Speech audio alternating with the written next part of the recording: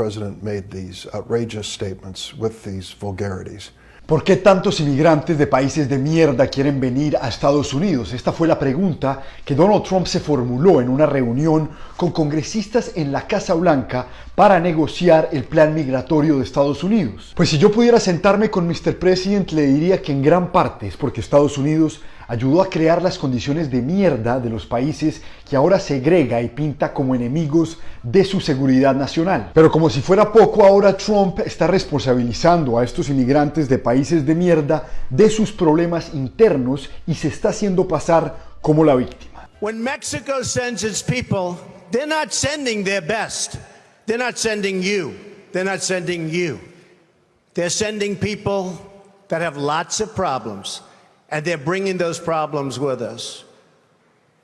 They're bringing drugs, they're bringing crime, they're rapists, and some, I assume, are good people. Los ejemplos de intervenciones directas e indirectas de Estados Unidos en otras partes del mundo son abundantes. En Colombia, por ejemplo, se presentó el caso de la United Fruit Company o recientemente de Chiquita Brand. Pero en el caso de El Salvador, que Estados Unidos incluyó en esta lista de países de mierda con Haití y otros países africanos, pues el caso es un poquito más particular. El país vivió una guerra civil entre 1980 y 1992. Guerra en la que Estados Unidos contribuyó con $5.000 millones para apoyar a los gobiernos de turno contra las guerrillas del Frente Farabundo Martí de Liberación Nacional.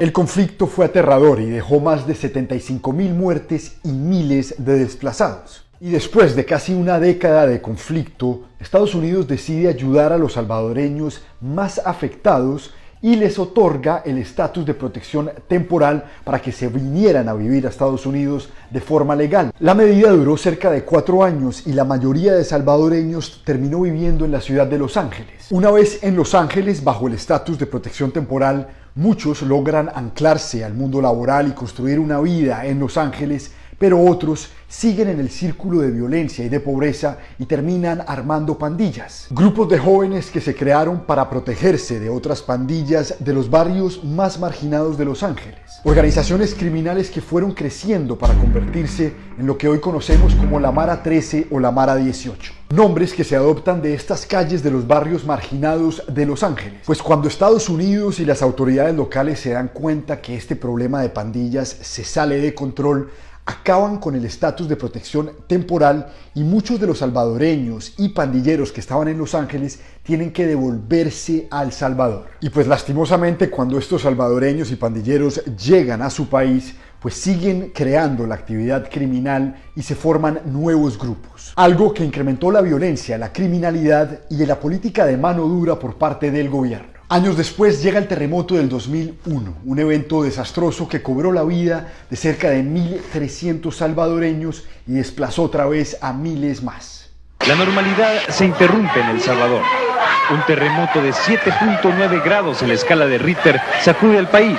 En respuesta, Estados Unidos vuelve a ofrecerle otra vez a El Salvador un estatus de protección temporal conocido como el TPS y cerca de 200.000 salvadoreños terminan emigrando a Estados Unidos. Todo un ejemplo de solidaridad por parte de Estados Unidos hacia un país que estaba completamente destrozado. Hombre, y hay que decir que Estados Unidos también hace cosas buenas y que el primer responsable de lo que pasa en El Salvador es ese país. Hoy el problema es que Estados Unidos durante varias administraciones extendió el estatus de protección temporal a los salvadoreños que construyeron toda una vida aquí de más de 18 años. Tiempo en el que estas personas pues obviamente tuvieron hijos, construyeron sus casas, hicieron empresa y montaron toda su vida en este país. Pero ahora Mr. Trump pues quiere acabar con este estatus de protección temporal y expulsar casi que de la noche a la mañana a 200.000 salvadoreños a su país. ¿Usted tiene familia dependiente suya en El Salvador que dependan de la plata que usted les manda desde acá? Oh, claro,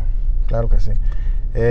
Mi papá, mi mamá, obviamente tengo unos hermanos que todavía pues de vez en cuando ellos piden pues ayuda, ¿no? Entonces sí. Y como lo decía Cristian, esto va a ser todo un caos porque El Salvador dejaría de recibir $4.500 millones al año en remesas. Pero además estos 200.000 salvadoreños que regresen a su país van a llegar a un lugar sumergido en la violencia, con uno de los índices de homicidio más grandes del mundo y con el segundo índice de desempleo más grande en Centroamérica. En conclusión, la decisión de Donald Trump de acabar con el estatus de protección temporal para El Salvador dejaría al país al borde del abismo, porque los inmigrantes de este país de mierda que Trump está ayudando a crear solo tendrían el incentivo de seguir tratando de cruzar la frontera y trepar el muro que se está construyendo.